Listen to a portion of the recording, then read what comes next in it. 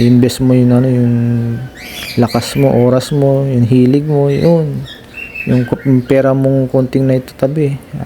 Diyan kasi nagsisimula yung yung sa paunti-unti. Wala man yumayaman na agad-agad eh. Pinagsisikapan at pinaghihirapan naman to eh.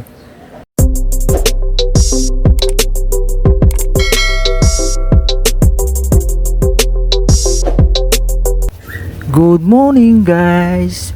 Ito, nandito na naman ang inyong peacekeeper lover.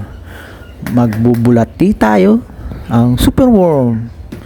Ito, magsisegregate. May by order for deliver mga guys. Ito, sinasala ko na para maalis yung substrate ng yung na nga ito, ng pagkain ng manok. Integral 2000 pwede na, pwede rin yung hagmas, yung tinatawag na hagmas para sa baboy.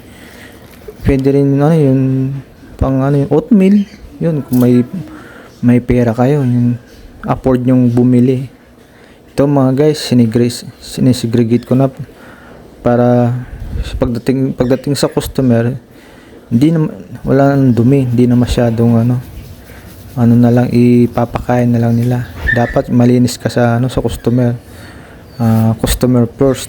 Dapat satisfied yung customer mo kung anong di-deliver mo. Kung anong pinakita mo sa picture pati sa video, ganun din ang papakita mo, i-receive niya. Ayun mga guys, ito yung nakikita nyo naman yung pinapakain ko dyan, yung mga gulay, mga talong, malunggay, sayote.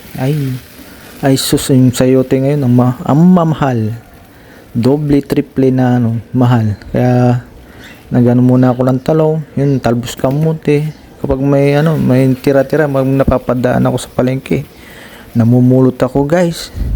Di ako nahihiya kasi para na mas kapag gusto mong kumita guys, dapat walang hiya-hiya.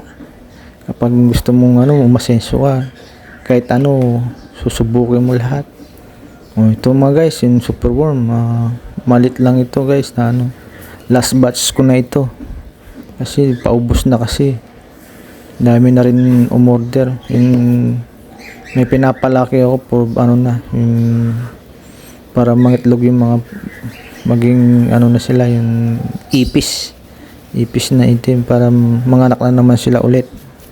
Ito lang guys, yung sinasala-sala ko lang, inaalis yung mga natitirang mga pagkain nila. Ito kapag lang ito, tipid naman sila sa pagkain. Dapat lang yung lang dito mga guys, yung nasa madilim lang sila, yung gusto na nasa madilim. Tapos iwasan lang natin yung mga langgam. Ang kalaban nito yung mga butiki. Minsan yung mga manok ko, minsan din yung tumatakas sila, maalis sila sa lungga, umakyat sila, makikita mo lang nasa baba na yun, makikita mo na lang lumilibot na dito sa sa bahay namin. Pero di naman nangagat dito mga guys, gentle naman dito. Sabi nila nakakadiri, hindi naman. Yung iba nga kinakain nila, ginagawan chichawam yata yun mga guys. Tinitinda pa nila sa Shopee. Ito pa lang, nag-umpisa pa lang sa market, yung nagpaparami pa lang ako. Sana guys, mapadami ko rin ito, para magkaroon ako ng konting income. Yun nga, yung sabi nila yung passive income, yung sinasabi nga yung lahat ng kung may invest mo yung lakas mo, oras mo, yung hilig mo, yun, yung pera mong konting na itatabi. Diyan kasi nagsisimula yung sa paunti-unti.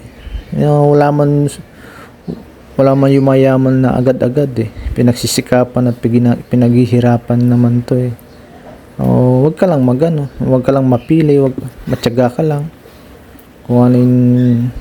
Kung anong binigay sa iyo ni Lord na skill, na pagbutihan, pag-usayan mo. Ganun naman, lahat naman tayo, binibigyan tayo ng skill ni Lord. Tas doon ng ano natin, mga blessing. Kung kaya, kung alam mong gamitin yung skill mo kung saan ka magaling. Ito ako, magaling ako mag-alaga. May alaga akong manok, may alaga akong ibon, goldfish, yun lang ano, panlibang. Di na tayo masyado yung umiinom na wala na tayong bisyo na kunti na alam ko naman nung dati kong mga makakainom ako dyan. Pasensya na mga guys, lang, umiiwas lang, be healthy, pero inom lang konti, moderately lang. Di naman bawal na wag lang sobra-sobra. Alam nyo na guys, iba ng panahon. Healthy is living, tas healthy is wealth. Kung ka naman, hindi ka malusog, ay wala rin. Maaga mo rin magagastos mo yung mga pera mo pang hospital lang. Mga guys, healthy lang tayo. Wag lang tayo sumobra kung yung bawal. Diba yung sobra naman, lahat ng sobra bawal. Ito mga guys, napalayo tayo sa bulate. Iso super warm ko. Yan lang guys, hinahawak-hawakan ko lang. Yan. May naman pala ako, may naitabi na po, na yun po, breeding na naman ulit. Tapos yung mga iba mga guys, maliliit pa. Mga, 1 week. Tapos yung 3 months, mga 1 centimeter.